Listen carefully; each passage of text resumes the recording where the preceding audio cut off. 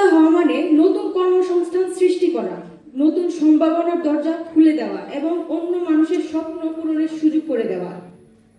আমরা অনেক সময় ভাবি আমার অনেক পর্যাপ্ত টাকা নেই, পর্যাপ্ত সুযোগ নেই, তাই আমি শুরু করতে পারছি না। এই ধরনের অনেক অজুহাত আমাদের অনেকের মাঝে থাকে।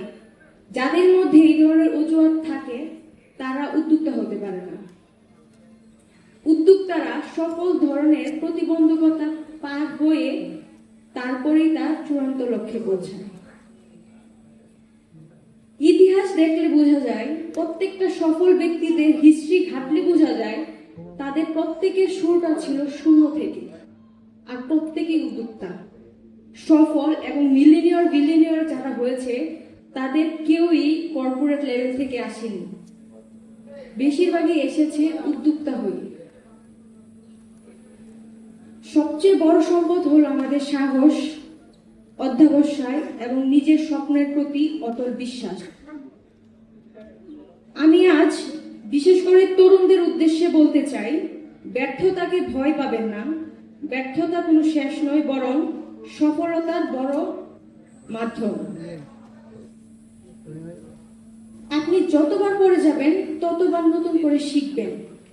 ব্যর্থতাই সফলতার অন্যতম চাবিকাঠি। যে মানুষ চেষ্টা করা বন্ধ করে দেয় প্রকৃত অর্থে সেই হেরে যায়, কিন্তু যে মানুষ প্রতিটি ব্যর্থতা থেকে শিক্ষা নিয়ে আবার উঠে দাঁড়ায়, একদিন সফলতা তার দরজায় করা নাড়বেই নাড়বে।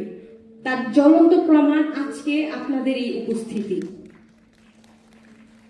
আমি একজন সমাজকর্মী হিসেবে বিশ্বাস করি, একটি সফল ব্যবসার প্রকৃত মূল লক্ষ্যই সমাজে ইতিবাচক পরিবর্তন নিয়ে আসা। আমরা এমন উদ্যোগ চাই যারা শুধু লাভ করবে না, মানুষের জীবনেও আলো ছড়াবে। আমাদের কাজের মাধ্যমে যেন কর্মসংস্থান বৃদ্ধি পায়, নারীর ক্ষমতায়ন বৃদ্ধি পায়, তরুণদের দক্ষতা বৃদ্ধি পায় এবং প্রযুক্তির সঠিক ব্যবহার বাড়ে, সমাজ এবং সমাজের মানুষজন মানবিকভাবে বিকশিত হতে পারে। এই চেষ্টাই থাকবে আমাদের প্রধান লক্ষ্য। আমাদের মনে রাখতে হবে, প্রতিযোগিতা থাকবে, প্রত্যেকটা ক্ষেত্রে প্রত্যেকটা সেক্টরে প্রতিযোগিতা থাকবেই। তবে প্রতিযোগিতা থেকেও সবচেয়ে বড় গুরুত্বপূর্ণ অংশ হচ্ছে সহযোগিতা।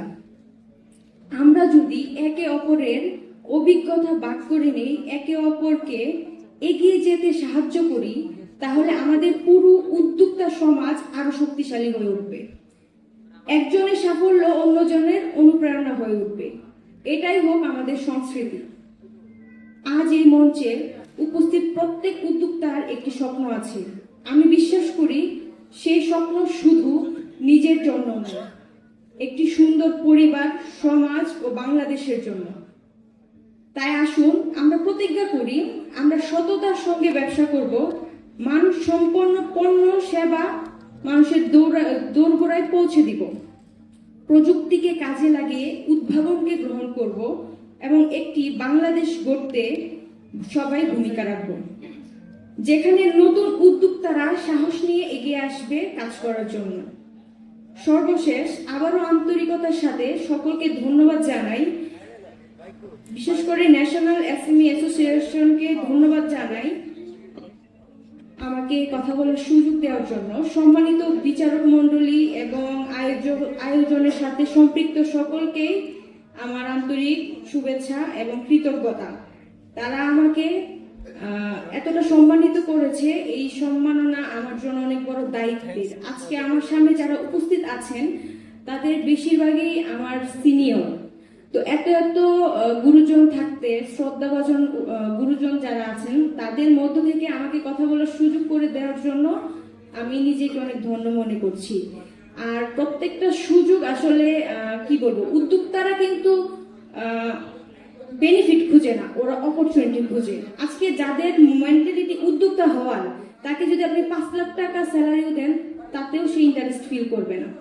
যদি আপনি তাকে একটা অপরচুনিটি দেন, যে অপরচুনিটিটা সে কাজে লাগিয়ে বড় কিছু করতে পারবে, তার স্বপ্নটাকে বড় করতে পারবে, আমার মনে হয় সে 5 লাখ টাকার স্যালারি ক্যান্সেল করে সেই অপরচুনিটিটা নিবে। আমার মনে হয় উদ্যোক্তাদের মন মানসিকতা এরকমই। তো যাই হোক, আমি খুবই ক্ষুদ্র একটা মানুষ, আপনাদের সামনে কথা বলছি, এতেও ইতস্ত বোধ হয়। আমি আসলে কথা বলতে চাই না, শুনতে চাই, শিখতে চাই। তো সবাই আমার জন্য দোয়া করবেন, আর সকলে ভালো থাকবেন। আসসালামু আলাইকুম।